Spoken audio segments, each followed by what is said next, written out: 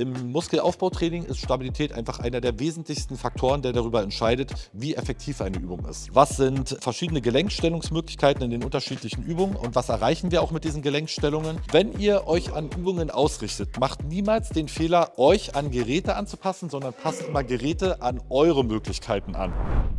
Willkommen zu einem neuen Teil meiner Guide-Reihe. Heute ist Armtraining angesagt, da haben viele von euch drauf gewartet und wir kümmern uns ganz speziell um den Bizeps. Wobei in der Theorie ja immer wieder gesagt wird, der ist nicht ganz so wichtig, der macht nur ca. 1/3 des Armumfangs aus und der Trizeps ist wesentlich wichtiger. Theorie und alles schön und gut. Und es stimmt natürlich auch irgendwo, dass der Trizeps, wenn es rein um den Umfang gesehen, ein wesentlich wichtigerer Bestandteil des Arms ist. Aber ruft euch auch immer noch mal vor Augen, einen dicken Arm hat die Frau hinter der Theke bei Edeka auch. Das ist ja nicht wirklich unser Ziel. Wir wollen schöne Proportionen erzeugen und den Arm richtig komplett aussehen lassen. Und dafür braucht ihr auf jeden Fall einen gut entwickelten Bizeps. Wobei man hier dazu sagen muss, heute ist eigentlich eher nicht der Bizeps-Guide, sondern der Armbeuger-Guide. Denn es gibt noch zwei weitere wichtige Muskeln, die immer wieder vernachlässigt und noch nicht so richtig verstanden werden. Das sind Brachialis, das ist dieser, und der Brachioradialis. Auf die werden wir später noch genauer eingehen, keine Sorge. Das sind keine Dinosaurier, sondern Hilfsmuskeln, die euch bei der Armbeugung sozusagen unterstützen und hier dementsprechend auch einmal betrachtet werden sollten. Wann wir diese konkret heranziehen wollen, um diese zum Beispiel maximal zu entwickeln und den Arm noch in eine bestimmte Richtung von der Optik zu schieben oder auch auszuschalten, weil diese vielleicht zu viel Arbeit übernehmen und dann dafür sorgen, dass der Bizeps brachii, also der eigentliche Bizepsmuskel, in dem Sinne sich nicht richtig entwickeln kann. Von dem her werden wir da heute tief reintauchen und da auch nochmal Verweis. Heute werden wir natürlich die ganzen Basics durchgehen, aber ich bin natürlich in meinen Möglichkeiten hier in dem Video absolut beschränkt, was die Länge angeht. Und dementsprechend kann ich euch nur empfehlen, eure Hausaufgaben im Nachgang zu machen und eine Ausgabe von Fleisch und Maschine abzugreifen. Die absolute Trainingsbibel, würde ich sagen, die sich mit Anatomie, Gerätekunde, aber auch angewandter Trainingswissenschaft dementsprechend beschäftigt, sodass ihr einfach die Möglichkeit habt, diese ganzen theoretischen Konstrukte noch mehr in diese Tiefe zu verstehen. Gerade in Bezug auf das Bizepstraining gibt es da einige wichtige Punkte, um einfach dementsprechend sich mal anzuschauen, wo setzt denn eigentlich so ein Bizeps an? Was ist der Unterschied zwischen langen und kurzen Bizepskopf? Wo sind die Ansatzpunkte? Was sind verschiedene Gelenkstellungsmöglichkeiten in den unterschiedlichen Übungen und was erreichen wir auch mit diesen Gelenkstellungen? Das Ganze natürlich hier auch wieder an Übungsbeispielen erklärt, um dann dementsprechend deutlich zu machen, was ist auch überhaupt eine Kraftkurve, ein Lastarm oder das Drehmoment und wie könnt ihr diese gewinnbringend in eurem Training einsetzen. Das ist das Schöne an dem Buch. Hier ist wirklich Praxis und Theorie toll kombiniert und ihr habt die Möglichkeit, hier wirklich was dazu zu lernen. Nicht nur Fleisch und Maschine, sondern auch alle anderen Bundles, da könnt ihr auch nochmal schön sparen, bekommt ihr mit meinem Code deutlich reduziert. Da sind auch noch tolle Bücher dabei in Bezug auf Ernährungsplanung, Trainingsgestaltung, Anatomie und viele andere Sachen, sodass ich auf jeden Fall empfehlen kann, hier einmal vorbeizuschauen. Ich bin selber gerade fleißig am Schmökern und nehme immer wieder unglaublich viel Inspiration daraus mit. Das heißt hier, das sind die Hausaufgaben für euch im Nachgang.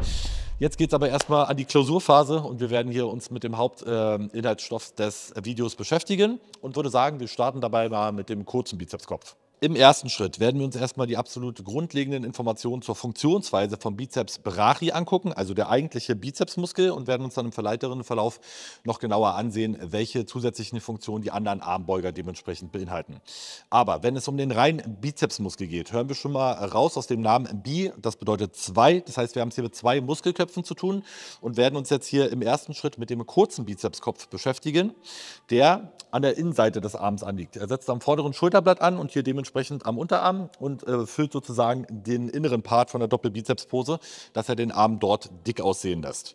Wichtig im Bizepstraining ist zu wissen, dass ihr im Großen und Ganzen, wenn es rein um den Bizeps geht, zwei Stellungen einnehmen müsst in eurem Bizepstraining oder diese im Verlauf der Woche idealerweise abdeckt, um euren Bizeps vollumfänglich zu trainieren. Um den kurzen Bizepskopf maximal zu stimulieren, sollten wir eine Oberarmstellung einnehmen, die vor dem Körper stattfindet.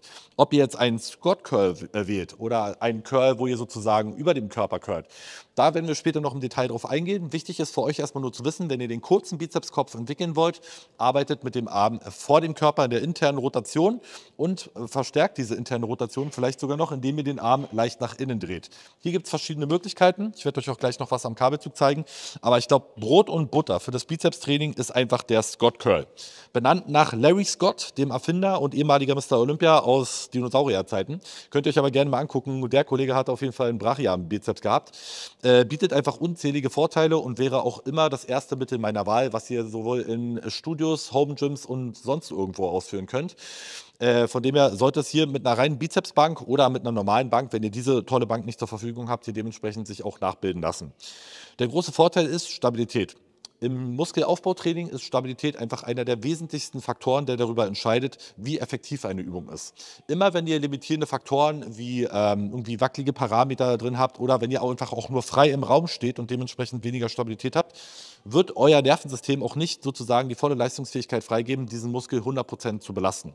Das heißt, ihr werdet natürlich effektiv trainieren können, gar keine Frage, aber in dieser Betrachtung, die wir uns stellen, ist ja immer die Frage, wie können wir wirklich 110% rausholen und alles so optimieren, dass wir aus möglichst wenig Einsatz das meiste rausholen, um euer Verhältnis von Belastung zu Regeneration zu euren Gunsten zu verschieben und euer Muskelaufbaupotenzial dann dementsprechend zu maximieren.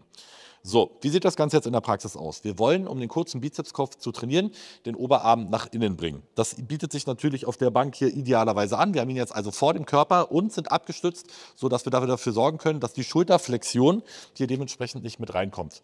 Denn der Bizeps hat in der Regel, ich sag mal, 2,5 Funktionen. Eine Funktion ist, den Arm zu beugen, also einfach nur den Arm in die Beugung zu bringen. Die nächste Funktion ist die Supination, das ist die Hand nach innen zu drehen. Schaut mal, also die Hand, das ist eine neutrale Stellung. In diese Stellung zu bringen ist die Supination und in diese Stellung zu bringen ist die Pronation. Das wird später auch noch wichtig. Merkt euch das. Merkt euch das mit der E-Sitzbrücke. Ihr wollt einen Teller Suppe haben. Filme die Suppe hier gerne in die Kelle rein. Und für die Pronation habe ich noch keine coole E-Sitzbrücke. Die schreibt ihr mal in die Kommentare. Wichtig aber, wenn es um den Bizeps geht, ihr wollt also idealerweise, um alle Funktionen zu vereinen, den Arm beugen und dabei das Handgelenk idealerweise noch supinieren, das heißt nach innen drehen. Stellt euch vor, ihr dreht den kleinen Finger zu euch. Das geht bei einem Kurzhantelcurl natürlich grandios. Beim Kabel oder einer Maschine seid ihr hier oftmals limitiert, weil der Griff einer Maschine dann gegebenenfalls fix vorgegeben ist. Aber gerade hier im Zuge des Scott Curls können wir dann dementsprechend dafür sorgen, dass wir hier zum Beispiel aus der untersten Position den Arm nach oben bringen und hier oben nochmal richtig schön nachdrehen, womit ihr das auch dementsprechend im Bizeps spüren werdet. Wichtig ist außerdem noch zu wissen, dass wir sozusagen, ihr seht schon, ich habe meinen Arm hier relativ schräg auf der Bank, bei dieser Übung nicht den Arm unbedingt gerade auf der Bank haben müssen. Denn, schaut euch mal an, deswegen mache ich auch keine Kurzhantelcurls mehr, wie meine Armstellung ist, wenn ich entspannt stehe. Meine Arme gehen tendenziell eher zur Seite und je mehr Muskulatur ihr mit der Zeit aufbauen werdet, desto schlimmer wird das Ganze auch. Während ein Anfänger die Arme vielleicht noch komplett neben den Körper bekommt, ist das für mich gar nicht mehr möglich, mich so auszurichten, ohne meine Rotatorenmanschette unter extremen Stress zu bringen. Von dem her muss ich meine Bizepsübung dementsprechend so anpassen, dass ich eine Armposition wähle, die diesem natürlichen Pfad entgegenkommt. Und selbst wenn ich jetzt wollte, meinen Arm hier irgendwie gerade drauf zu legen, wäre das wieder eine Schulterrotation, die meine individuelle Mobilität überlastet und mich dann dementsprechend auch in Potenzial bringt, mich zu verletzen. Von dem her, denkt gar nicht so sehr an die Bank, sondern denkt eher daran, welche Kräfte hier wirken. Und das ist die Schwerkraft. Die zählt euch gerade nach unten.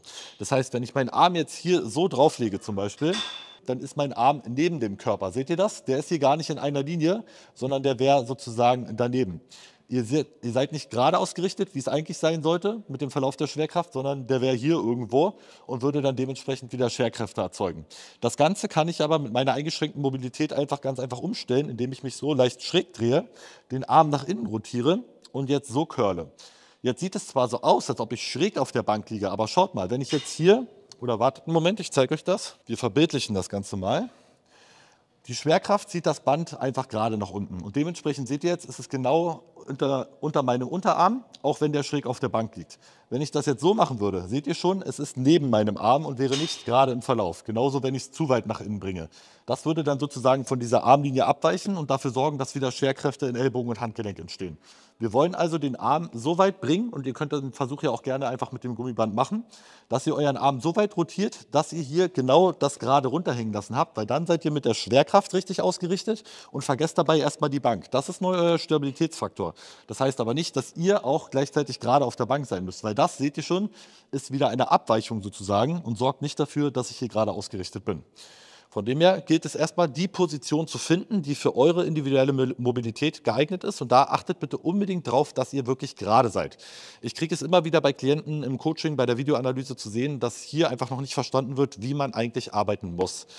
Kraft sollte immer durch alle Gelenke gerade ausgerichtet sein. Das heißt, egal von wo die Kraft wirkt, jetzt hier einfach mit der Schwerkraft gerade von unten oder auch an Maschinen und Ähnlichem, müsst ihr einfach verstehen, wo kommt die Kraft her und wie kann ich alle Gelenke in diese Stellung bringen, um hier eine perfekte Kraftübertragung zu gewährleisten, aber auf der anderen Seite auch dafür zu sorgen, dass ich hier dementsprechend den Verschleiß minimiere.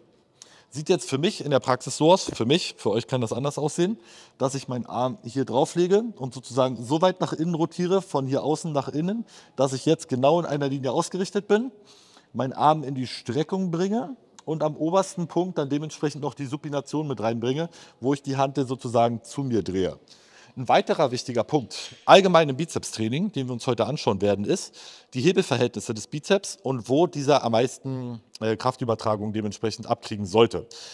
Wenn ihr wirklich den Bizeps trainieren wollt, nicht die anderen Anteile der Armbeugermuskulatur, dann ist dieser Part von hier nach hier eigentlich der wichtigste. Hier wird der Bizeps die meiste Arbeit verrichten und je mehr ich in diesen Bereich komme, desto mehr wird der Brachioradialis, das ist dieser Unterarmmuskel, der natürlich auch sehr wichtig ist, aber den wir vielleicht unter Umständen gar nicht so sehr trainieren wollen, mehr Arbeit übernehmen. Das heißt, wenn ihr jetzt einen Curl macht, wo ihr hier oben sehr viel Zeit verbringt, sagen wir mal, ihr geht nicht ganz runter, wie die meisten es machen, ne? Es wird anstrengend, da will ich nicht hin, und machen jetzt hier nur so einen Curl, dann ist das eigentlich Unterarmtraining, bei dem ihr den Brachioradialis sehr stark belastet und den Bizeps eigentlich gar nicht. Wenn ihr die Übung so manipulieren wollen würdet, dass ihr hauptsächlich den Bizeps trainiert, dann müsste die Bewegung eigentlich so aussehen, dass ihr in die volle Streckung geht, natürlich kontrolliert, und dann nur bis hierhin hochkommt. Alles, was ab hier kommt, ist purer Brachioradialis und könnt ihr euch in dem Sinne sparen. Das heißt, wenn wir das Bizepstraining maximieren wollen, von hier nach hier und in dem Bereich arbeiten. Unten ruhig den Stretch mitnehmen, das Gewicht voll kontrollieren und dann zum Curl nach oben hin nochmal supinieren, das heißt die Hand eindrehen. Damit hättet ihr wirklich die Hebelverhältnisse des Bizeps maximal ausgeschöpft und würdet dafür sorgen, hier in dieser Übung speziell den kurzen Bizepskopf maximal zu stimulieren, wie es bei keiner anderen Übung eigentlich so notwendig wäre, weil ihr hier einfach die Freiheit habt, mit der Supination zu arbeiten und euch vor allen Dingen frei auszurichten. Deswegen seht ihr auch sehr selten, dass ich zum Beispiel Scott Curl Maschinen mache. Es gibt ja in dieser Art und Weise auch sehr viele Maschinen. Da ist halt nur wieder das Problem, der Griff ist vorgegeben und ihr habt oftmals Probleme, diese Ausrichtung genau mit dem Gerät vorzunehmen. Und es wäre wieder irgendwie sehr gezwungen, hier in irgendeine Position zu gehen, die meine Rotatoren stark überlastet und meinen Ellbogen nicht richtig ausrichten lässt. Von dem her würde ich euch grundsätzlich empfehlen, wenn es um das Armtraining geht, greift auf Kurzhanteln oder Kabelzüge zurück, weil hier seid ihr wirklich in der Lage, gerade wenn ihr ein bisschen mehr Muskulatur mit euch rumschleppt, das geht vielleicht die ersten 1-2 Jahre gut, aber dann solltet ihr euch davon verabschieden, irgendwie Langhanteln oder Maschinen viel zu benutzen oder wenn, dann auf einarmig umzustellen, weil ihr sonst einfach sehr, sehr selten in der Lage dazu seid, das Ganze wirklich vernünftig für euch auszurichten. Scott Curls auf jeden Fall die Brot- und Butterübung, wobei ich euch noch auf einen Tipp hinweisen will, zum obersten Punkt zu gehen in dieser Übung. Solltet ihr vermeiden, um den Brachioradialis, also den Unterarm zu stark zu belasten, aber auch, weil die Kraft hier abfällt. Die Schwerkraft zieht mir, jetzt kommt wieder das Gummiband hier, ist doch hilfreicher, als ich eigentlich geplant hatte. Ihr seht schon, das Gummiband verdeutlicht ja sozusagen, wo die Kraft wirkt. Und jetzt ist hier alles in einer Linie.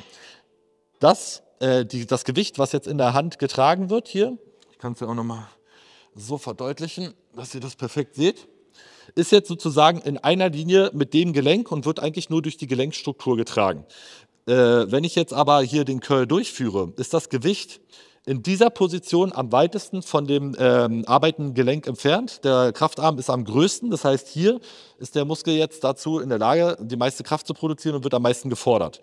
Wenn ich jetzt wieder in diese Position gehe, nimmt das wieder ab, weil es sich wieder sozusagen annähert.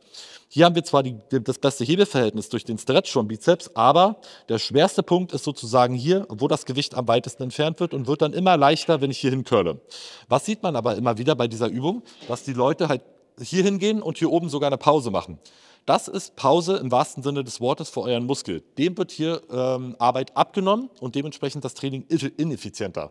Macht bei dieser Übung, wenn es jetzt nicht kabelgeführt ist, da ändert sich das wieder, aber wirklich durch die Kurzhantelspannung, die Bewegung so, dass ihr hier aus dem Stretch in diesen Bereich geht, die Supination mitnehmt, aber nicht höher als so geht, weil das würde einfach nur den Muskel entlasten und tendenziell den Unterarm stark mit reinbringen, was dann einfach dazu führt, dass ihr sozusagen hier Potenzial verschenkt. Einarmig arbeiten, startet gerne mit der schwächeren Seite, denn es wird bei fast jedem von euch der Fall sein, dass irgendeine Seite dementsprechend optisch oder auch krafttechnisch hinterherhinkt und das gilt es natürlich dementsprechend im Auge zu behalten. Das heißt, bei unilateralen Übungen immer darauf achten und ins Logbuch schreiben, was habt ihr mit links und was habt ihr mit rechts geschafft. Beliebter Fehler, ja, dass da einfach eine Wiederholungszahl aufgeschrieben wird, aber ich track das immer von links nach rechts, um das auch im Auge zu behalten und es ist niemals gleich. Und dann einfach gegebenenfalls, wenn ihr wirklich große Abweichungen habt, immer mit der schwächeren Seite anfangen, dass die entsprechend die Chance hat aufzuholen. Grundsätzlich würde ich euch empfehlen, bei unilateralen Übungen, das heißt einarmigen Übungen oder einbeinigen Übungen in dem Fall, dass ihr auch zwischen den einzelnen Armen Pause macht. Denn wenn ihr wirklich Vollgas alles rausgeholt habt aus einem Arm, könnt ihr nicht mit der gleichen Leistungsfähigkeit direkt in den anderen Arm springen, ohne Performance-Einbußen zu haben. Da würde der Körper definitiv von der Gesamterschöpfung her noch dementsprechend so runterregeln, dass ihr dann auf der zweiten Seite benachteiligt seid. Das einzige Anwendungsgebiet, wo ich das machen würde, ist, wenn ich eine massive Differenz von links nach rechts habe und sagen wir mal, ich schaffe rechts 3 oder 4 Wiederholungen mehr, dann wäre es zum Beispiel eine Strategie, erst mit der schwächeren Seite links anzufangen, den Curl bis zum Versagen durchzuführen und dann auf der rechten Seite direkt weiterzumachen, weil dadurch, dass ich ja dann schwächer bin, schaffe ich dann wahrscheinlich auf beiden Seiten gleich viel und habe ungefähr die Chance, das Ganze dann eben entsprechend mal anzugleichen. So, jetzt haben wir nicht nur einiges an Theorie abgearbeitet, sondern wahrscheinlich auch die wichtigste Bizepsübung, die einfach in jedem von euren Programmen stattfinden sollte. Nummer 1 auf der Liste ist die interne Rotation, wo der Arm sozusagen vor dem Körper ist. Ich zeige euch jetzt noch eine Option am Kabelzug, wo ihr das Ganze noch dementsprechend nachstellen könnt und noch eine weitere Kurzhantel-Option, die wahrscheinlich alle von euch kennen, aber schon lange nicht mehr ausgeführt haben. So, eine schöne Option, die ihr eigentlich auch so ziemlich in jedem Studio nachstellen könnt, wenn ihr einen Kabelzug zur Verfügung habt. Die interne Rotation vor dem Körper, aber in einem sehr abgestützten Setup ist, dass ihr den Kabelzug auf Schulterhöhe stellt, euren Arm dementsprechend gegen das andere Ende der V-Station lehnt, euch hier mit dem Oberkörper schön stabilisiert und dann sozusagen auf der Ebene nach innen curlt. Sorgt dementsprechend auch dafür, dass ihr genau diese Positionierung habt. Interne Rotation, die könnt ihr hier sogar noch verschärfen, indem ihr wirklich den Arm noch nach innen dreht und somit den kurzen Bizepskopf maximal fordert durch die Positionierung des Armes. Ist eine tolle Variante, um hier wirklich dafür zu sorgen, diese Gelenkstellung einzunehmen. Ihr müsst aber wieder aufpassen, durch den Verlauf des Kabelzuges seht ihr schon, ich habe hier sehr wenig Spannung, weil das Kabel wieder in einer Linie ist und habe mehr Spannung oder beziehungsweise eine größere Herausforderung für den Bizeps, weil sich das Kabel entfernt, wenn ich in den Curl gehe, wo ja tendenziell der Unterarm wieder arbeitet. Das heißt, das wäre das Mittel meiner zweiten Wahl oder ihr stellt euch eine Bank hier rein, dass ihr sozusagen, sage ich mal, den Arm hier gegen eine Bank gegenlehnt. Und dann seht ihr schon, jetzt hat sich der Kraftarm extrem vergrößert. Jetzt ist hier eine wahnsinnige Spannung. Und wenn ich jetzt curle, nimmt die Kraft wieder ab. Dafür müsstet ihr aber ein bisschen umbauen und halt hier genau eine Bank hinpacken, dass ihr sozusagen vom Arm her gestützt seid. Funktioniert aber auch großartig und ist halt dementsprechend wieder ein wertvolles Werkzeug in eurer Toolbox, was ihr dann gegebenenfalls mal dementsprechend nutzen könnt. Es gibt aber auch noch eine zweite Option, unabhängig von der Maschine, die wir uns mit Kurzhanteln anschauen können. Und ich weiß nicht, wie es euch geht, aber die erste Krafttrainingsübung, die ich überhaupt noch vor jedem Liegestütz damals im Kinderzimmer ausgeführt habe, war der Konzentrationscurl, was an sich gar keine schlechte Übung ist, denn wir haben auch wieder alle Parameter gegeben, um den kurzen Bizepskopf maximal zu stimulieren. Wir haben ein abgestütztes Setup, wo ihr den Arm sozusagen hier gegen das Bein stabilisiert und wir haben den Arm vor dem Körper und können wieder sehr individuell auch in die interne Rotation gehen und die Hand supinieren. Das heißt, wenn ihr das Ganze ausführen wollt, und ich mache es von Zeit zu Zeit immer mal wieder, wenn ich zum Beispiel keine gute Scott-Curl-Bank im Studio zur Verfügung habe, legt ihr euch sozusagen mit dem Arm rein, stützt euren Oberkörper mit dem gesamten Körpergewicht in den Arm rein, damit das Widerstandsprofil geändert wird. Wenn ich jetzt hier das gerade hängen lasse, habe ich überhaupt keine Spannung auf der Bizepsmuskulatur, weil ich wieder gerade mit der Schwerkraft mit den Gelenken ausgerichtet bin. Wenn ich mich jetzt aber zur Seite lehne, seht ihr schon, dass das Gewicht auf einmal eine Spannung bekommt, weil es sich weiter von dem arbeitenden Gelenk entfernt und ich jetzt so eine Art Scott-Bank mir geschaffen habe. Jetzt könnte ich aus diesem Winkel hier mich stabil machen und dementsprechend in den Curl gehen und hätte ein fast identisches Widerstandsprofil mit der Scott-Bank und müsste einfach nur zusehen, dass ich mich hier wirklich stabil mache. Denn der größte Fehler wäre jetzt, hier irgendwie mitzugehen mit dem Oberkörper und dann dementsprechend diese Position zu verlassen. Solange ihr aber gewährleistet, dass ihr euch hier richtig reinschiebt, mit dem Bein gegenarbeitet und euch in die leichte Schräglage bringt, dass ihr von hier nach hier kommt, habt ihr hier eine solide Grundspannung in der gedehnten Position. Die mittlere Position ist wieder die schwerste, weil der Abstand hier am größten ist. und die Spannung nimmt ab, wenn ich in die Kontraktion gehe, so wie es beim Bizeps Curl auch sein sollte. Das heißt, vom Widerstandsprofil her achtet immer darauf, dass ihr eure Übungen so einstellt, dass der gedehnte bis mittlere Part am stärksten belastet ist und dass die Kontraktion dann dementsprechend leichter wird, um wirklich den Bizeps zu trainieren. Das ist eigentlich so das Einmaleins, wenn es darum geht, den kurzen Bizepskopf zu trainieren, Arm vor dem Körper. Das gibt natürlich auch dementsprechend so ziemlich jede Bizeps-Curl-Maschine her, wo ihr den Arm ablegt. Aber wie gesagt, hier gibt es oftmals einfach, ja, sagen wir mal, Herausforderungen, das Ganze richtig auszurichten. Und von dem her solltet ihr da auf jeden Fall vorsichtig sein und eher mit Kabeln und Kurzhanteln arbeiten, dass ihr hier euch auch dementsprechend den Verschleiß spart. Im nächsten Schritt kümmern wir uns jetzt um den langen Bizepskopf. Dieser verläuft hier außen am Arm lang und während der kurze Bizepskopf innen gelegen eher die Frontansicht mit Fülle versorgt, sorgt der lange Bizepskopf dementsprechend für die Höhe vom Bizeps, also den Peak. Und ihr habt hier einfach die Möglichkeit, euren Armumfang sozusagen noch ein bisschen mehr in eine bestimmte Richtung optisch zu manipulieren.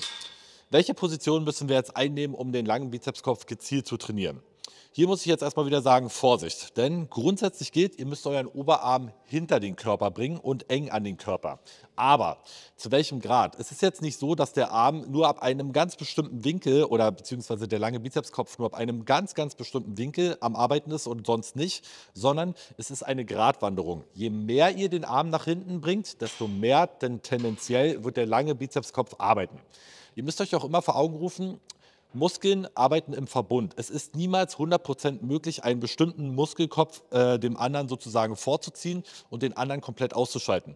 Sie werden immer irgendwo beide arbeiten und das Verhältnis, wo eure Armposition ist, vor dem Körper, hinterm Körper, externe, interne Rotation, wird dann dementsprechend dafür einfach sorgen, dass das Verhältnis geschiftet wird. Ja? Dass bestimmte Anteile eher weniger arbeiten und bestimmte Anteile mehr. Es ist aber nie so, dass ihr jetzt das Geodreieck auspacken solltet und sagen solltet, nein, ich muss doch 5 Grad mehr nach hinten, weil dann kriege ich den langen Bizepskopf jetzt nicht mehr. So ist es auch nicht zu verstehen. Aber grundsätzlich ist es einfach ratsam, im Bizepstraining 2 Übungen abzudecken. Eine Variation vor dem Körper, wo ich euch ja jetzt schon ein paar Alternativen genannt habe, und eine Option hinter dem Körper, wobei der Arm dann dementsprechend hier nach hinten geführt wird. Die beste Option meiner Meinung nach dafür sind definitiv Schrägbank-Curls, denn wir hatten schon das Thema Stabilität, während wir bei den Squat-Curls dafür sorgen, dass wir durch eine Auflagefläche hier richtig schön stabilisiert arbeiten können, sorgen wir jetzt dafür, dass wir uns sozusagen den Kabelzug zur Hilfe nehmen oder auch mit Kurzhanteln auf einer Bank, damit wir hier ein maximal stabiles Setup schaffen und auch wirklich die maximale Aktivierung in der Zielmuskulatur erreichen können. Das Ganze sieht dann mit Kurzhanteln so aus, dass ihr eine Schrägbank wählt. Der Winkel ist jetzt erstmal wieder so ein bisschen Präferenzsache. Das hängt auch mit eurer individuellen Mobilität zusammen. Hier solltet ihr auf jeden Fall nicht zu, wie soll ich sagen, zu ambitioniert vorgehen und versuchen, irgendwelche verrückten Positionen einzunehmen, sondern schaut doch mal, was eure Mobilität mitmacht und welche Position ihr einnehmen könnt. Beim Schrägbank-Curl würde das Ganze dann so aussehen, dass wir den Arm sozusagen hinter den Körper bringen. Und hier ist jetzt ganz wichtig, dass ihr eure Schultern nicht hängen lasst, sondern eure Schulter in eine externe Rotation bringt. Das Ganze sieht so aus, dass ihr sozusagen euren Brustkorb aufrichtet und die Schulter bewusst hier hinten zurückzieht und anspannt, dass euer Schultergürtel auch in einer sicheren Position ist. Denn wenn ihr das Ganze jetzt einfach nur hier irgendwie so hängen lasst, ist die Schulter sehr verletzungsanfällig und die meisten Anwender beklagen sich dann auch sehr schnell, dass es vorne in der Schulter zieht, wenn sie die Übung ausführen, wo 100% die Lösung einfach jedes Mal ist, die Schulter zu stabilisieren. Das heißt, Brust stolz raus, Schulter zurück, Oberarm hinter den Körper bringen und dann dementsprechend aus diesem Setup den Curl durchführen. Das große Problem hierbei ist wieder die Ausrichtung. Das Ganze funktioniert in den seltensten Fällen für Leute, die schon etwas mehr Muskulatur mit sich rumschleppen, weil einfach die Ausrichtung unglaublich schwer ist. Sich hier genau mit der Schwerkraft in eine Linie zu bringen, würde für mich bedeuten, dass ich meinen Arm hierhin rotieren müsste. Und selbst das ist jetzt schon wieder eine Position, wo ich mit der Stabilität zu kämpfen habe, mich hier richtig auszurichten. Das heißt, wenn ihr dazu in der Lage seid, den Arm so in eine Linie zu bringen, dass sie mit der Schwerkraft arbeitet, dann macht das ruhig. Mit beiden Armen wahrscheinlich unmöglich, weil ihr seht schon, jetzt bin ich so limitiert in der Außenrotation, dass ich hier überhaupt nicht verletzungsfrei hinkommen würde. Wenn das für euch möglich ist, kann das eine gute Option sein. Falls nicht, dann greift einfach auf den Kabelzug zurück. Bei den Kabelzug könnt ihr wieder individuell anpassen. Je nachdem, wie weit ihr die Bank wegschiebt, ob ihr sie näher ranstellt oder zurück, seid ihr vielleicht sogar in der Lage, das Ganze mit beiden Armen gleichzeitig auszuführen, was natürlich auch wieder ein Effizienzfaktor im Training ist. Denn Armtraining bedeutet an vielen Stellen oftmals, dass ihr unilateral arbeiten solltet, um einfach mehr rauszuholen und euch richtig auszurichten. Aber auf der anderen Seite kann das Training natürlich auch unglaublich lange dauern und dann kräftezehrend sein, wenn ihr wirklich jede Seite einzeln bearbeitet. Deswegen sind Übungen, wie dann zum Beispiel enge Drückvariationen im Trizepstraining oder auch jetzt hier die Schrägbank-Curls, natürlich eine super Möglichkeit, wenn ihr den richtigen Kabelzug am Start habt, diese ganzen Sachen auch bilateral, also mit beiden Armen gleichzeitig auszufüllen, um dann dementsprechend effizient zu arbeiten und nicht den halben Tag im Studio zu verbringen. Das Ganze sieht dann so aus. Ihr stellt den Kabelzug komplett unten ein und jetzt zeige ich euch gleich mal einen Top-Trick, wie ihr in die Übung reinkommt, weil das auch wieder ein Fehler ist, den ich unglaublich oft sehe und der einfach dazu führt, dass ja, Verletzungspotenzial unnötig sozusagen provoziert wird. Ihr nehmt den Kabelzug. So, und bevor ihr jetzt sozusagen reinstartet, lauft ihr nicht einfach mit dem Gewicht in der Hand drauf, weil jetzt habe ich schon Zug auf der Bizepssehne und das könnte halt schon böse enden, wenn die jetzt mal gegebenenfalls angeschlagen ist, sondern ihr bringt das Gewicht vor den Körper, weil jetzt ist das Gewicht ja wieder in einer Linie mit den arbeitenden Gelenken. Das heißt, die Gelenke tragen jetzt eher das Gewicht und nicht der Bizeps. Wir haben noch überhaupt keine Vorbelastung, lassen das Gewicht sozusagen vom Körper tragen. Ich habe das hier gegen mich gegengestützt. Positioniere mich jetzt erstmal vernünftig, ziehe meine Schultern richtig zurück und bringe dann meinen Oberarm in die Position, um hier curlen zu können. Erst dann geht es sozusagen los. Und ihr seht jetzt schon, für mich ist es nicht wirklich möglich, mich hier auch komplett gerade auszurichten, aber ich will euch einfach nur verdeutlichen, für euch ist es das bestimmt und dementsprechend führt die Übung gerne so aus. Ihr geht hier mit den Armen hinter den Körper und curlt. Wenn ihr aus dem Curl hier agiert, macht ihr auf gar keinen Fall das, dass ihr die Schulter hier mit nach vorne nehmt, sondern ihr lasst den Arm hinter dem Körper. Das Ganze sieht so aus, dass der die ganze Zeit hier hinten bleibt und es beugt sich wirklich nur das Ellbogengelenk. Auf gar keinen Fall wollt ihr in die Schulterflexion gehen und dann hier vorne das machen. Das würde dementsprechend wieder Belastung abnehmen. Wir wollen ja den langen Kopf bearbeiten und dann dementsprechend dafür sorgen, dass der Arm hier hinten bleibt. Und dementsprechend fixiert den, macht eure Schulter richtig fest und curlt das Gewicht nach innen, um die ganzen Vorteile der Übung sozusagen abzugreifen. Widerstandsprofil ist das nächste wichtige Thema. Ihr seht schon, dass ich jetzt hier oben in der Kontraktion gar keine Spannung mehr habe, denn das Gewicht ist wieder in einer Linie mit dem Gelenk. Beim Kabelzug sieht man das immer schön, da brauche ich jetzt nicht mein Gummiband holen. Und hier ist die Spannung komplett weg. Das heißt, das Widerstandsprofil wäre jetzt so, dass wir jetzt hier die größte Last haben, weil ihr seht, der Winkel ist hier am größten, das Gewicht ist am weitesten vom arbeitenden Gelenk entfernt. Und wenn ich jetzt curle, wird es immer leichter, weil es immer näher rankommt. Das ist in der Regel oftmals so, dass die Leute dann den Fehler machen, das Gewicht hier zu halten. Denn ihr müsst euch das immer so vorstellen. Der Körper will immer Ressourcen sparen. Das heißt, immer wenn irgendwas Kräfte verbraucht, will der Körper das nicht. Ihr seid im Überlebensmodus. Ja? Der Körper macht nur das, was absolut notwendig ist. Und wenn er irgendwo signalisiert, es gibt einen Teil der Bewegung, der leicht ist, ich kann mich ausruhen, wird er euch Signale senden, dort mehr Zeit zu verbringen. Es gibt genau das gleiche Gegenteil. Er wird euch auch Signale senden, im besonders schweren Teil der Bewegung nicht zu verharren. Das ist ja auch immer der Grund, warum man im Training sieht, dass die meisten Leute die Bewegung kürzer machen. Sie gehen beim Bankdrücken nicht ganz runter, sie gehen bei Kniebeugen nicht ganz runter und so weiter. Warum denn nicht? Weil es dort wesentlich anstrengender ist und die Hebelverhältnisse meist so sind, dass ihr dort richtig ackern müsstet, um aus diesem Loch rauszukommen. Und deswegen wird euer Körper euch wahrscheinlich niemals das Signal senden, hey, bleibt doch mal in der Hackenschmidt einfach mal 3 Sekunden unten sitzen und pausiert das Gewicht mal, sondern er wird euch das Signal geben, jetzt wird es schwer, mach mal nur die halbe Bewegung, das reicht auch. Und bei der Übung ist es genauso. Es kommen 2 Umstände zu Trage. Einmal, dass das Gewicht hier leichter wird und euer Körper will eine Pause machen und euch verarschen, dass ihr weniger Muskeln aufbaut. Und der zweite ist, dass ihr bei einer Kontraktion immer eine subjektive Empfindung habt, die sich sehr stark nach einem guten Gefühl anfühlt. Das heißt, alle Übungen, wo ihr in der Kontraktion das Gewicht haltet, werden erstmal von der Sensorik her sehr stark als starke Anspannung empfunden. Das fühlt sich gut an. Ja? Also ihr habt ein starkes Brennen in der Muskulatur, ihr spürt den Muskel gut. Das gibt euch jetzt natürlich erstmal den falschen Anschein, oh, da ist es auch besonders effektiv. Was hier jetzt in dem Beispiel überhaupt nicht der Fall ist. Ganz im Gegenteil, euer Muskel wird hier entlastet. Es fühlt sich zwar ganz toll an, aber wir sind ja nicht im Studio, um ein tolles Gefühl zu haben, sondern um Fortschritte zu machen. Und da geht es jetzt wieder zu überlegen, welchen Teil der Bewegung will ich dann wirklich auskosten und welchen sollte ich mir auch eher sparen. Wir haben schon gelernt, dass die gedehnte bis mittlere Position für den Bizeps am wichtigsten ist und dementsprechend wäre das ja eine Paradeübung, die dafür sorgt, dass wir genau diese Parts hier von der vollen Streckung bis zur Kontraktion auskosten. Wir wollen aber natürlich auch nicht, dass das Gewicht hier komplett weggeht. Wenn wir das Widerstandsprofil jetzt ein bisschen ausgeglichener machen wollen würden, können wir einfach einen Trick machen und dafür sorgen, dass wir uns nicht auf die Bank setzen, wo die Spannung weg ist, sondern einfach auf die Bankstell setzen, sage ich jetzt mal. Weil ihr seht schon, jetzt habe ich wieder einen Abstand zwischen Arm und Kabel. Es ist hier immer noch sauschwer, hier wahrscheinlich am schwersten. Und hier ist noch eine gewisse Grundspannung da. Wenn ich jetzt runterrutschen würde, wäre das Kabel komplett dran und ihr seht, die Spannung ist weg. Das heißt, um das ein bisschen ausgeglichener zu machen und da noch eine gewisse, sage ich mal, Challenge für den Muskel hervorzurufen, könnt ihr einfach euch erhöhen von der Körperposition. Und wie viel ihr euch erhöht, ist jetzt auch wieder Geschmackssache, je nachdem, welchen Teil der Bewegung ihr dann dementsprechend überlasten wollt. Probiert das auf jeden Fall mal aus. Ihr habt die gleiche Stabilität.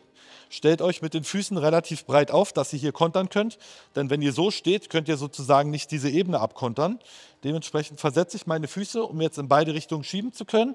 Lehne mich hier zurück, mache meine Schulter wieder schön fest und curle jetzt hier sozusagen in einem Widerstandsprofil, was wesentlich ausgeglichener ist. Ich habe hier sehr viel Spannung, hier die meiste und hier immer noch Spannung, aber weniger, was ja wieder gut ist, weil wir den Unterarm nicht zu stark belasten wollen. Das heißt, das wäre jetzt für mich das perfekte Setup, um hier mit dem Oberarm zu curlen. Und wichtig bei der Übung vor allen Dingen auch, wenn ihr das Gewicht curlt, also nach oben bringt, schiebt euren Ellbogen nach hinten. Denn das wird dafür sorgen, dass der Arm auch hier bleibt. Bei den allermeisten Sportlern wird Folgendes passieren, dass sie curlen und wenn es anstrengend wird, wird der Arm mit nach vorne kommen. Und dementsprechend vergebt ihr wieder den Vorteil der Übung, dass der Arm ja hinter dem Körper ist. Das ist ja der Umstand, den wir uns hier zunutze machen wollen, um wirklich den langen Bizepskopf zu trainieren. Das heißt, wenn ihr hier seid, verankert euren Arm richtig und schiebt euren Ellbogen nach hinten. Und ihr seht schon, ich habe hier lächerlich wenig Gewicht eingestellt, aber es ist schon eine Challenge, wenn ich mich darauf konzentriere, das wirklich aufrecht zu erhalten.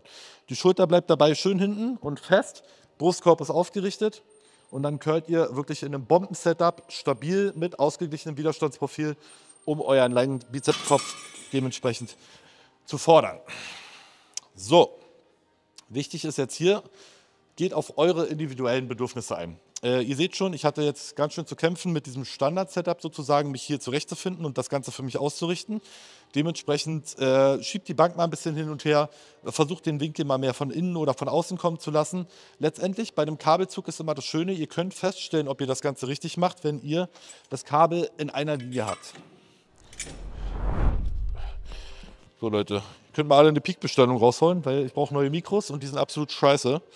Und die könnt ihr jetzt erstmal sponsern, damit wir ja bessere Qualität haben und ich nicht immer korrigieren muss. So, jetzt ist das Kabel direkt in einer Linie mit dem Gelenk und dementsprechend habe ich auch keine Scherkräfte und eine perfekte Kraftübertragung. Wenn ich jetzt aber zur Seite gehen würde und ich curle zum Beispiel so, seht ihr schon, das Kabel ist neben dem Körper bzw. neben den arbeitenden Gelenken und würde jetzt dementsprechend wieder dafür sorgen, dass wir hier nicht alles rausholen. Gleiches gilt natürlich auch, wenn ich jetzt irgendwie in diese Richtung gehe und so curle. Das Kabel kommt von irgendwo, mir tut es jetzt schon in der Schulter weh und das ist alles andere als gut jetzt hier auch für euer Handgelenk. Das heißt, beim Kabelzug gilt einfach immer so lange rumzuspielen, bis ihr, guck mal jetzt, genau diesen Winkel gefunden habt, dass das hier einmal gerade durchgeht und dann habt ihr auch die perfekte Einstellung gefunden. Es gibt natürlich auch Curl-Varianten, wo die Leute das Ganze im Stehen machen und dann einfach so curlen.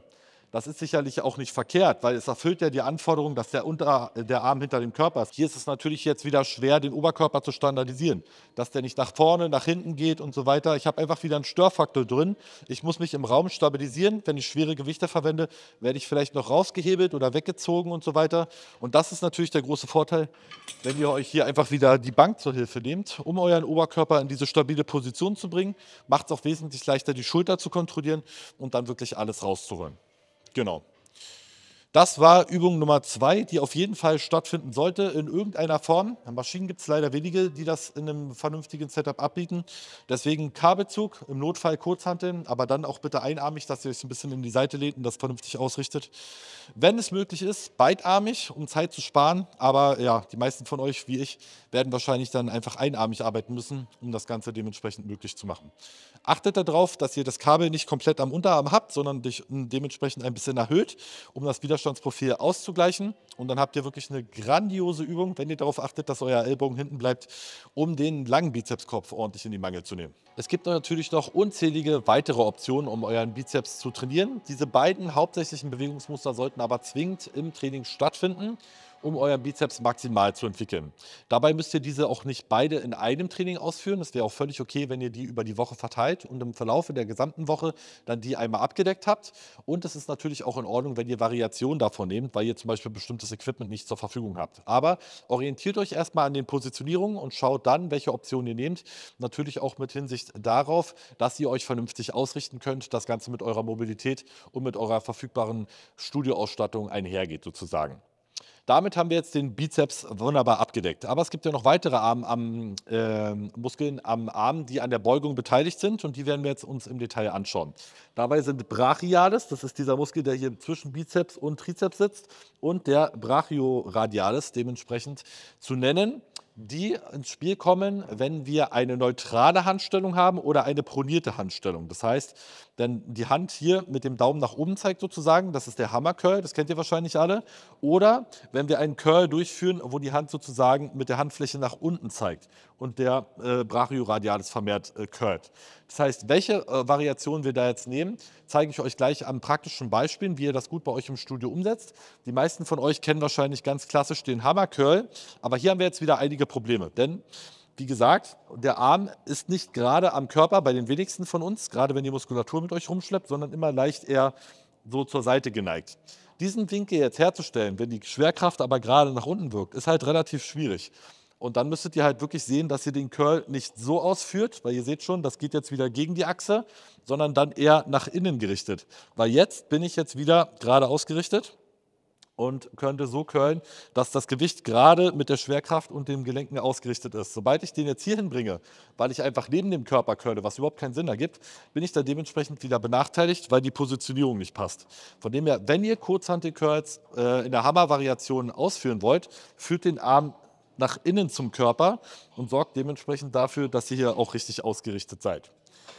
Die absolute Lieblingsvariation, die ich aber persönlich habe, und da könnt ihr auch gleich wieder Zeit sparen, wenn ihr vorher die Schrägbank-Curls gemacht habt, findet am Kabelzug statt. Die gucken wir uns jetzt mal an. Hier braucht ihr auch wieder die Schrägbank und sorgt dann dementsprechend dafür, dass ihr den Kabelzug von den Griffen befreit und direkt an dem Knauf greift. Hier gibt es jetzt aber wieder einen Trick, damit ihr euch nicht die Pfoten einklemmt. Und zwar, ihr nehmt den Kabelzug, zieht ihn ein Stück raus und steckt dann das Gewicht sozusagen ein, das hier in Abstand ist. Weil ihr seht schon, jetzt habe ich hier Platz gewonnen und kann hier ganz locker greifen, während auf der anderen Seite der Kabelzug hier total eng ist und ich würde mir hier die Finger einklemmen, wenn ich hier irgendwas greifen möchte. Von dem her machen wir jetzt hier auch nochmal die Anpassung. Kleines Stück rausziehen und schon habe ich Platz gewonnen, hier mich schön auszurichten. Ich greife das Gewicht, gehe in die richtige Position. Und jetzt lehne ich meinen Oberkörper nach vorne, schiebe meinen Hintern in die Bank und die Grundregel ist, ihr seid dann richtig positioniert, wenn das Kabel durch den Hintern durchgeht. Denn hier ist sozusagen die Kraft, die wirkt und die wollt ihr kontern.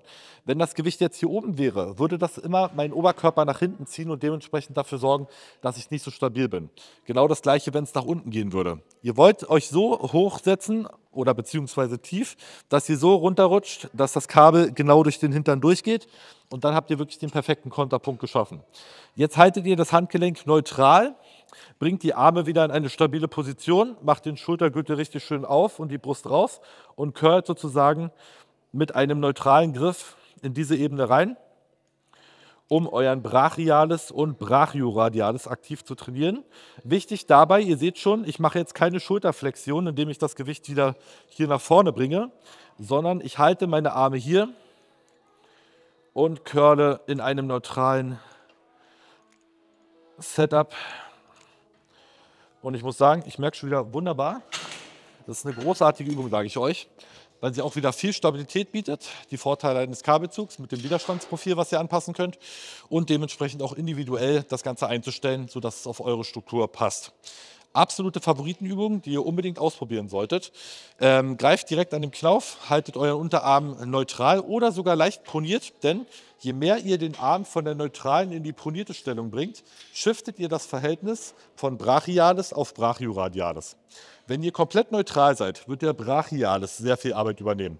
Wenn ihr jetzt shiftet in die Pronation, wird sich der Brachioradialis tendenziell, beide arbeiten natürlich, einschalten. Das heißt, ihr könnt auch wieder Akzente setzen, welchen Teil der Muskulatur ihr dementsprechend überlasten wollt. Das war es erstmal zu dem Part und jetzt geht es zum nächsten. Es gibt aber noch weitere Möglichkeiten, eure Armbeugermuskulatur, vorrangig die Unterarmmuskeln, zu trainieren, ohne wirklich auf Variationen zurückzugreifen, die einen Hammer- oder pronierten Griff haben.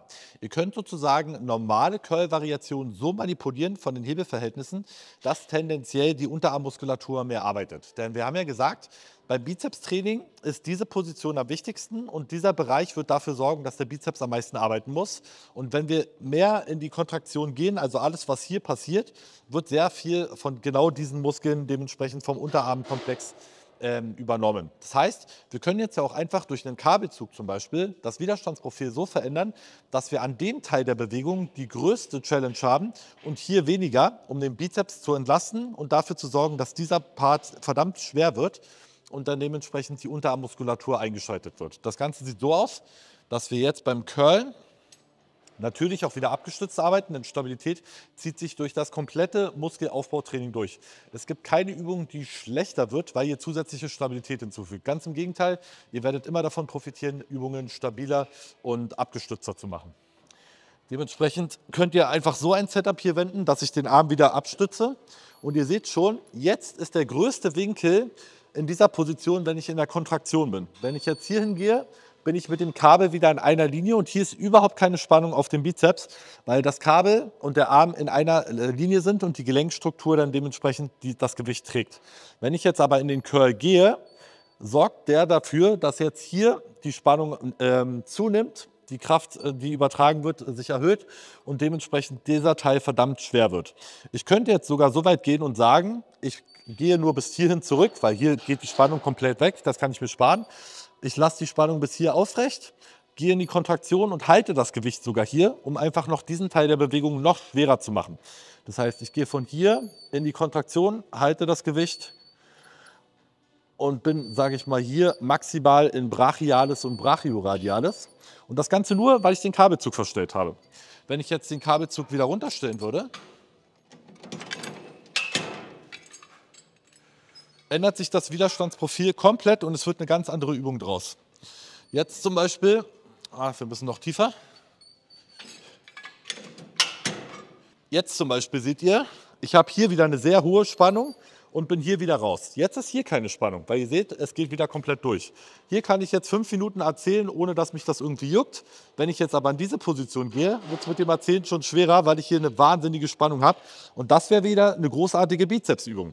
Ja, hier sorgt ihr jetzt dementsprechend dafür, dass der Bizeps maximal gefordert wird und hier der Brachioradialis und der Brachialis dementsprechend nicht mehr. Das heißt, je nachdem, wo ihr den Kabelzug einstellt, habt ihr jetzt wieder die Möglichkeit, das Ganze zu manipulieren. Wenn ihr das Ganze relativ ausgeglichen haben wollt, stellt ihr das Ganze in die Mitte ein, weil ihr seht schon, Bizeps habe ich unten eingestellt, Unterarmmuskulatur oben, aber ihr könnt es natürlich auch sehr ausgeglichen gestalten, denn gerade Anfänger müssen natürlich jetzt nicht wieder ganz spezielle Übungen für diese speziellen Muskelköpfe anwenden. Für euch reicht es in der Regel auch, ihr macht einfach eine Curl-Bewegung, die alles relativ gleichmäßig abdeckt und eure Arme werden in allen Bereichen wachsen, weil einfach die Schwelle, einen Reiz zu produzieren, für euch noch viel, viel geringer ist als jetzt für fortgeschrittene Sportler wie mich zum Beispiel, die da wesentlich mehr ins Detail gehen müssen. Das heißt, eine ausgeglichene Variation wäre jetzt zum Beispiel diese hier. Ich habe eine gewisse Grundspannung, ich habe aber hier auch noch eine Spannung, weil das Kabel noch einen gewissen Abstand hat. Erst wenn ich hier hingehen würde, wäre die Spannung weg. Das heißt, wenn ich einen Curl jetzt ausführe, der von hier bis hier gehen würde, hätte ich so ziemlich die gesamte Bizepsmuskulatur abgedeckt und würde dementsprechend dafür sorgen, dass ich hier eine tolle Übung habe, mit der ich jetzt mich nicht verrückt machen muss, 20 weitere Maschinen in mein Training einzubauen, um so einen kleinen Muskel wie den Bizeps oder den Armbeugerkomplex maximal zu entwickeln. Kommen wir mal zu typischen Fehlern im Bizepstraining. Ich habe am Anfang schon angesprochen, es gibt so 2,5, eigentlich 3 Funktionen vom Bizeps. Das ist die Armbeugung, das ist die Supination, das ist aber auch zu einem gewissen Anteil die Schulterflexion.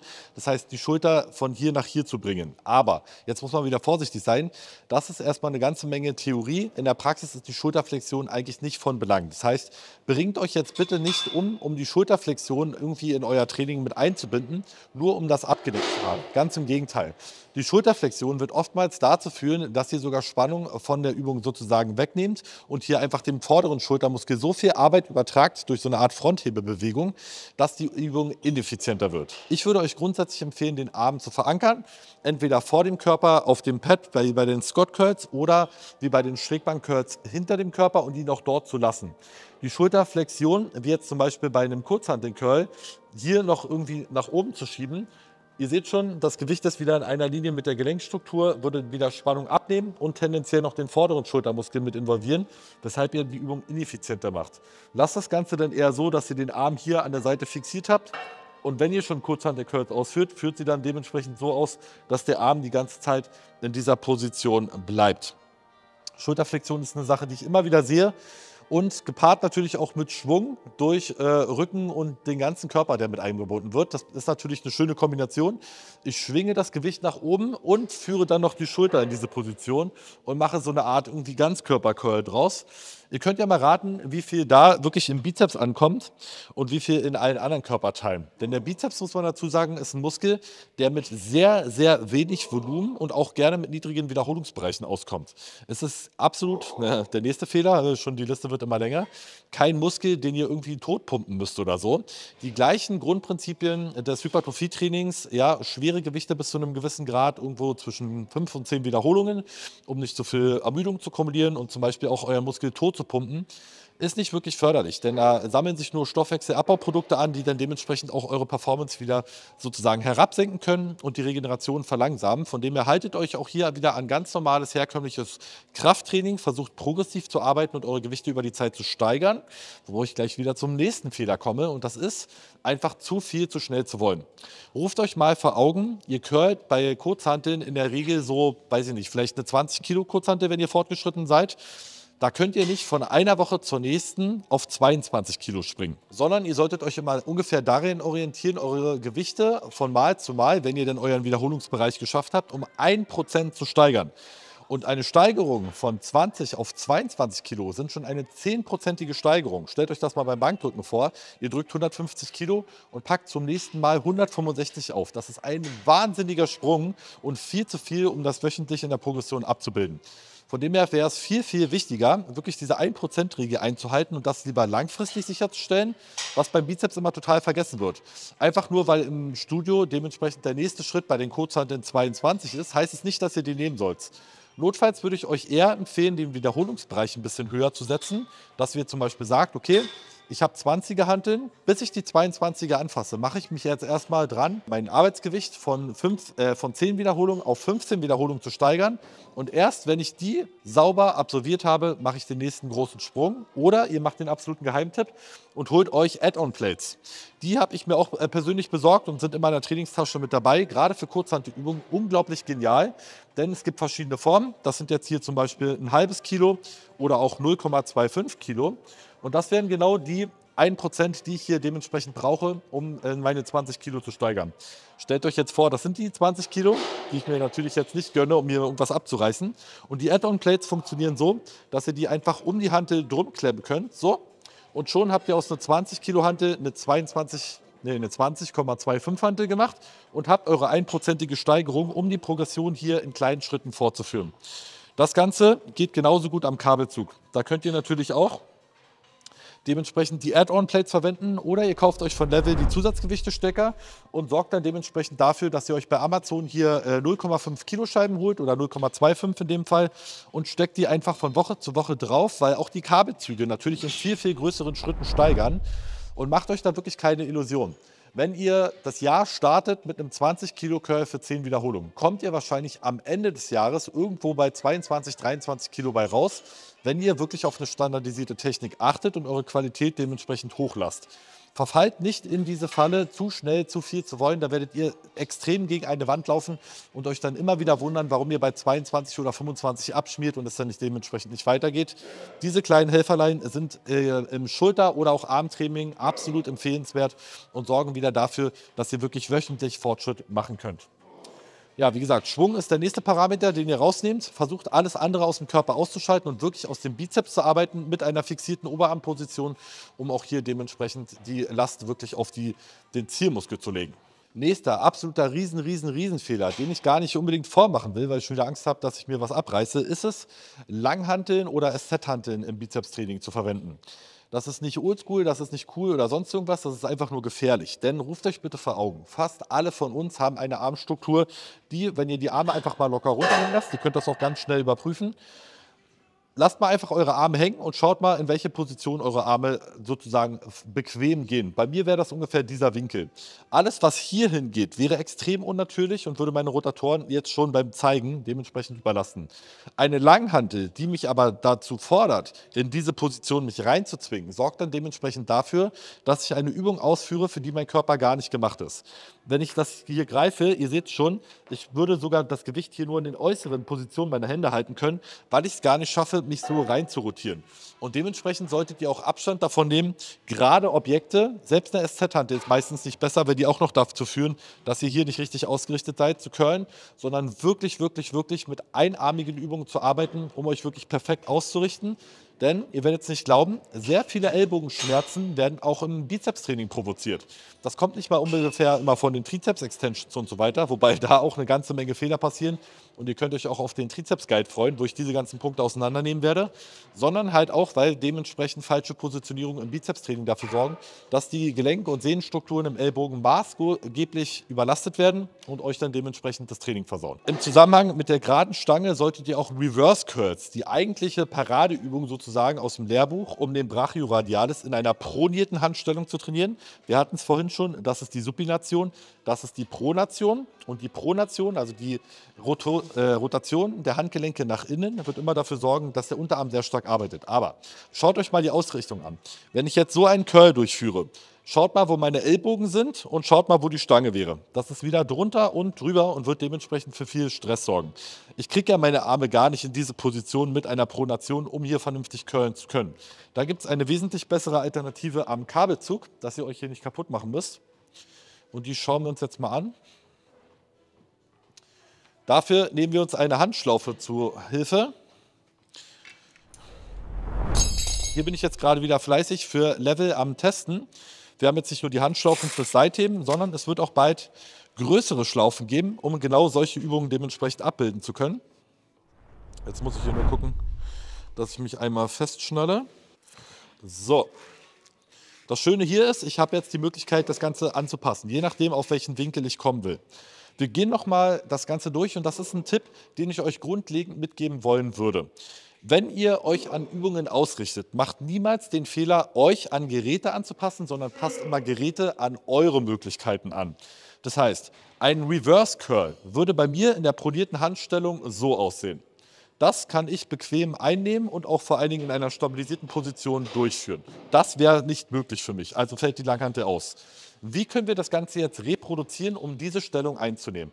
Das heißt, ich gehe an einen Kabelzug, den ich individuell verstellen kann, führe erstmal trocken diese Bewegung aus mit der Pronation und versuche dann, mich sozusagen so zu positionieren, dass ich diese Bewegung ausführe. Das heißt, wenn ich jetzt zum Beispiel wissen will, wie hoch stelle ich den Kabelzug denn eigentlich ein, gehe ich an den Kabelzug, führe diese Bewegung aus und gucke, wo mein Arm letztendlich landet. Und dann wüsste ich, der Kabelzug muss auch hier eingestellt werden. Das machen wir jetzt mal. So, damit ich einfach genau das reproduzieren kann, was ich hier vorher angedacht habe, um die Übung dementsprechend zu zeigen. Jetzt befestige ich meine Schlaufe hier dran. So. Und kann jetzt aus dieser Positionierung meinen Reverse Curl durchführen. Und ihr seht schon, das Kabel ist hier wieder genau in einer Linie mit den arbeitenden Gelenken und ich produziere keinen Stress. Wenn ich das Ganze jetzt wieder so ausführen wollen würde, dass ich mich hier irgendwie verrenke, seht ihr schon, dass mein Ellbogen in die Richtung zeigt, das Kabel aber in diese Richtung. Dementsprechend viel Gelenkstress wird jetzt hier wieder produziert. Das Ganze kann ich halt abwenden, indem ich mit dem Kabelzug arbeite, mich richtig ausrichte und dann dementsprechend meine Hand in dieser pronierten Stellung curle. Der große Vorteil ist hier, dass wir die Belastung über das Handgelenk führen und keinen Stress in der Hand produzieren. Denn eine pronierte Handstellung in der Kurzhantel ist natürlich auch wieder ein Faktor für eine Gelenkbelastung im Handgelenk. Das ist keine natürliche Position, in der ihr eigentlich Gewicht stabilisieren wollt. Zwar ist das eine Übung, wo ihr keine riesigen Gewichte verwendet, aber diese Positionierung unter Last wird dementsprechend dafür sorgen, dass ihr hier einen Stress produziert. Das Ganze können wir ganz einfach rausnehmen, denn wichtig ist nur, dass das Handgelenk proniert ist. Es ist aber nicht wichtig, dass das Gewicht über das Handgelenk getragen wird, über die Hand. Deswegen machen wir jetzt hier bewusst das Handgelenk fest und es gibt gleich noch einen Bonustipp für euch. So, wir nehmen wieder die Stellung ein. Und um den Curl jetzt noch effizienter zu machen, nehmen wir die Thick Grips von Level, die ihr auch nehmen könnt, um eure Unterarme besser zu trainieren. Einfach nur, dass wir hier etwas haben, um die Hand zu stabilisieren, ohne Last aufzubringen. Und jetzt kann ich hier wirklich einen grandiosen Reverse Curl ausführen. Idealerweise haltet ihr euch hier noch fest, dass ihr dementsprechend stabiler seid. Und ihr könnt wirklich grandios curlen.